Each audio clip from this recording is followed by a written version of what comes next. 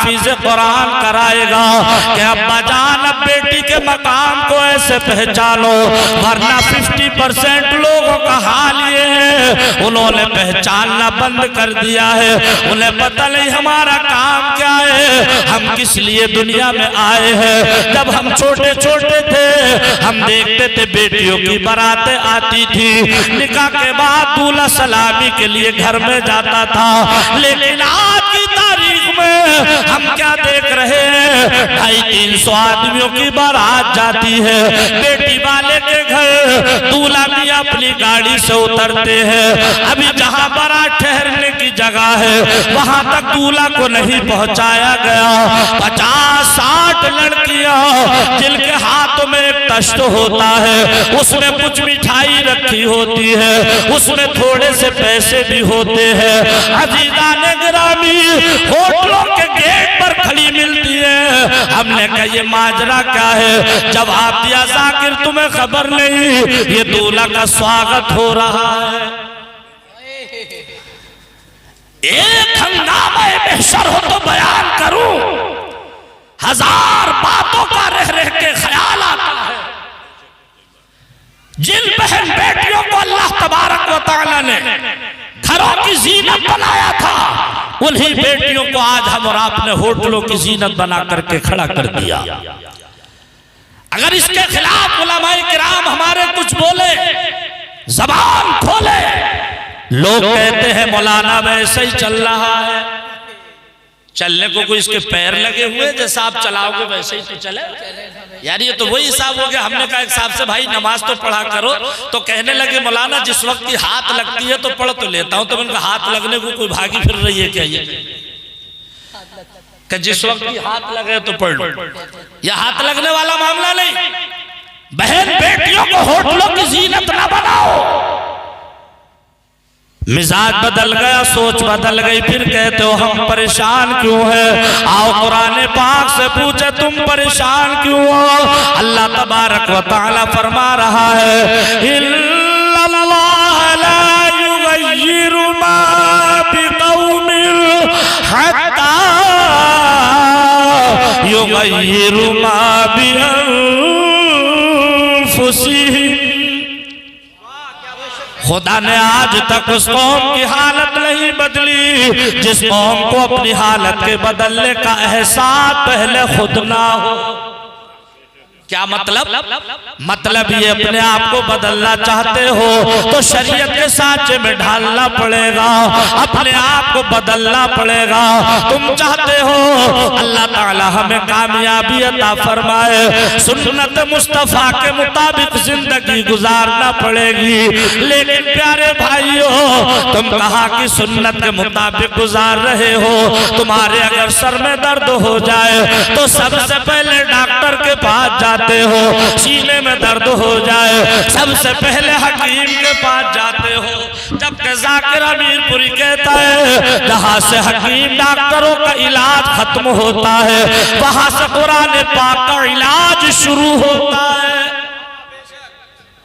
लेकिन शर्त यह है कि इसमें गोता लगाने वाला होना चाहिए, शर्त यह है इसकी तिलावत करने वाला होना चाहिए। अगर कोई तुम्हें रिश्ता बताए, तुम्हारा बेटा जवान हो गया है, तुम्हारी बेटी जवान हो गई है, ऐसे ऐसे रिश्ता है वहां से रिश्ता कर लो। तुम कहते हो करता क्या है? हमारे मौलाना नौशाद आलम कहेंगे इमामत करते हैं मौलाना है, कारी है, पूछोगे तनख्वाह कितनी है, जवाब मिलेगा 11,000 की। तुम कहोगे 11,000 में खर्चा पूरा कैसे होगा? और अगर तुमसे कोई आकर के कह दे 20 एकड़ जमीन का मालिक है, एक फैक्ट्री चल रही है मगर अंगूठा छाप है, जाहिल है, ABCD नहीं जानता, तुम कहते हो है तो होने दीजिए, लेकिन 20 एकड़ जमीन तो है, एक फैक्ट्री तो चल रही है, 11,000 की तनख्वाह वाले इमाम से रिश्ता करने तैयार नहीं होता हमारा नौजवान। 20 एकड़ जमीन के मालिक को जाहिल के हाथ में बेटी का हाथ दे देता है। प्यारे कभी तूने किताबों का मुताला नहीं किया?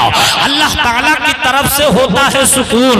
अगर तेरी बेटी के नसीब में सुकून था तो 20 एकड़ जमीन नहीं, अगर सिर्फ हाफिज कुरान होता और एक मस्जिद का इमाम होता, जाकिर हमीरपुरी दावे से कह सकता है कि इन उलमाए किराम के जैसा न कोई लिबास पहन सकता है, न कोई खाना खा सकता है।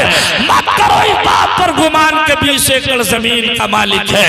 मत करो इस बात पर गुमान कि हमारे दामाद की फैक्ट्रियां चल रही है। जानते हो अल्लाह तबारक व तआला ने जिसकी तकदीर में सुकून लिख दिया है। अच्छा, अब आप कहोगे कि ये आप अपनी तरफ से कह रहे हो, तो आओ इसको कुरान पाक से भी पूछे। कुरान पाक ने फरमाया 13वें पारे में क्या फरमाया? फरमाया अला बिज़िक्रिल्लाहि तत्मइन्नुल कुलूब।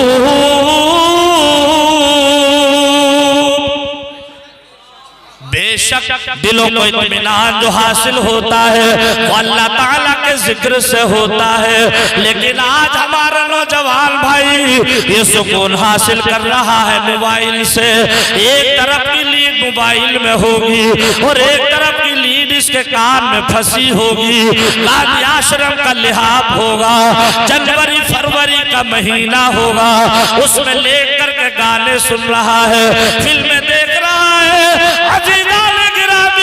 जरा थोड़ी देर के लिए कलेजे पर हाथ रख कर के सोचो, अगर उसी हालत में तेरी मौत हो गई, सुबह को तेरे अजीजो अकारिब, तेरे घर वाले जब सुबह को तुझे उठाएंगे, तेरी रूह जिस्म से परवाज कर चुकी होगी, अगर तेरे कान में मोबाइल की लीड लगी होगी, कहो उस वक्त कौम में कैसी रुसवाई होगी। क्या कभी सोचा तूने इसके बारे में? कभी नहीं सोचा कि इसका नाम इस्लाम है, क्या इसका नाम शरीयत है, क्या इसका नाम मजहब है। अजीजाने मिल्लत इस्लामिया, हमारे सरकार ने अपनी जाहिरी 63 साला जिंदगी में हमें क्या ना दिया, लेकिन हम हैं कि हमने मुताला ही नहीं किया। हम हैं कि हमने कुरान पाक को पढ़ा ही नहीं। मैं इसका मुखालिफ नहीं कि हिंदी ना पढ़ाओ, मैं इसका मुखालिफ नहीं कि इंग्लिश ना पढ़ाओ। अपने बच्चों को हिंदी भी पढ़ाओ, इंग्लिश भी पढ़ाओ, मगर पहले कुरान पाक पढ़ाओ, हदीस पाक पढ़ाओ और फिर उसके बाद हिंदी इंग्लिश पढ़ाओ। इतना पढ़ाओ, इतना पढ़ाओ ताकि हमारे बच्चे डॉक्टर भी बने, हमारे बच्चे मास्टर भी बने, हमारे बच्चे इंजीनियर भी बने। इसलिए कि हमारे बच्चों के पास जब दीन इल्म होगा, कुरान पाक का इल्म होगा और फिर उसके बाद डॉक्टर बनेंगे तो किडनी चोर डॉक्टर नहीं बनेंगे, बल्कि ईमानदार डॉक्टर बनेंगे। समझ रहे कि नहीं? दानिशमंद रा इशारा काफी है, अक्लमंद के लिए इशारा ही काफी होता है। कुरान पाक का इल्म होगा और फिर डॉक्टरी करेंगे तो ईमानदार डॉक्टर होंगे। वरना हाल क्या होता है? एक साहब गए थे ऑपरेशन कराने के लिए गुर्दे का, जब डॉक्टर ने ऑपरेशन खोला तो उसने कहा एक तो तुम्हारा पहले से यही हाल होगा।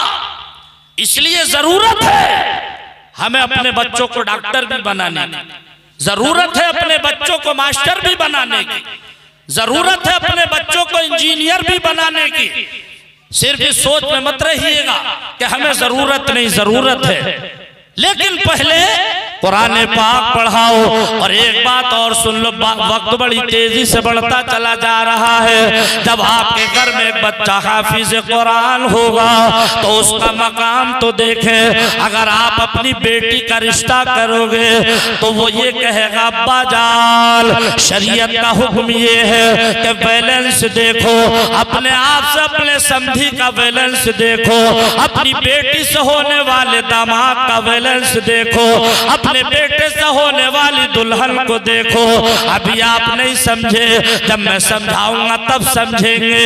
एक वो बाप होता है बड़े प्यार से बेटी को पढ़ाता है, बेटी को आलिमा बनाता है, लेकिन जब रिश्ता करने का नंबर आता है मालदारी के चक्कर में जाहिल के हाथ में उसका हाथ देता है। प्यारे, अगर आपका बेटा पढ़ा लिखा है उसके लिए जाहिल दुल्हन तलाश न करो।